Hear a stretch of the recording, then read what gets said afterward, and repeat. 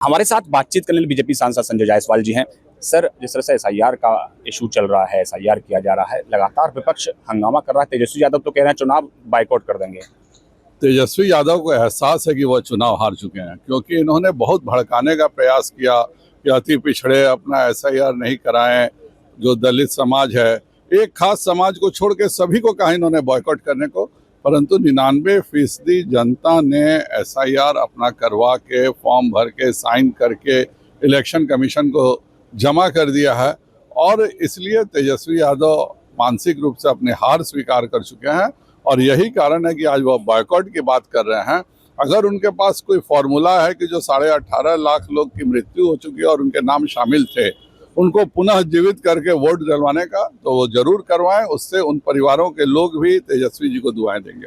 लेकिन सर, संसद से लेकर बिहार विधानसभा तक हंगामा हो रहा है। अख्तरुल इस्लाम जो है वो कह रहे हैं कि सिर्फ जो 4 सीमांचल वाले जिले हैं उनमें टोपी देखकर सर्टिफिकेट इशू नहीं किया जा रहा। सीमांचल नहीं होता तो भारत के 2 टुकड़े हो जाते। बदरुल इस्लाम साहब को यह तो बताना चाहिए कि पूरे बिहार में एसआईआर हो रहा है। मेरे यहाँ 11 विधानसभा क्षेत्र हैं और महज 40,000 लोगों ने अपने निवास प्रमाण पत्र को दिया है। क्या कारण है कि किशनगंज में, जहाँ महज 5 लाख की आबादी है और वहाँ 2,27,000 लोग अपना निवास प्रमाण पत्र केवल 1 जुलाई से 7 जुलाई के बीच में मांगे हैं।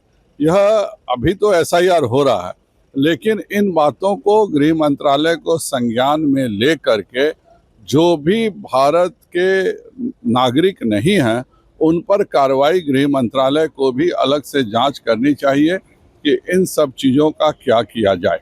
सर, इसके अलावा अगर बात करें, प्रधानमंत्री लंदन के दौरे पर हैं, वहाँ एफटीए एग्रीमेंट साइन हो रहा है। किस तरह से इस एफटीए एग्रीमेंट को देखते हैं? कितना फायदा इससे भारत को होगा?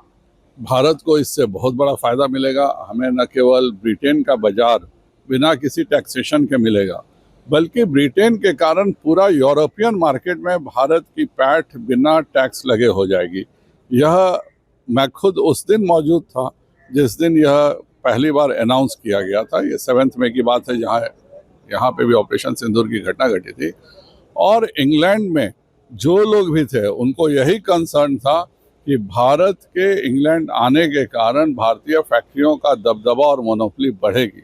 और यह बताता है कि भारत के लिए यह कितना महत्वपूर्ण बाजार है कि अगर वहाँ लोग चिंतित हैं तो यही बताने में के लिए काफ़ी है कि भारत को इस ट्रेड एग्रीमेंट से कितना बड़ा फायदा होने जा रहा है। धन्यवाद हमसे बात करने के लिए। पवन गौड़, एबीपी न्यूज़, दिल्ली।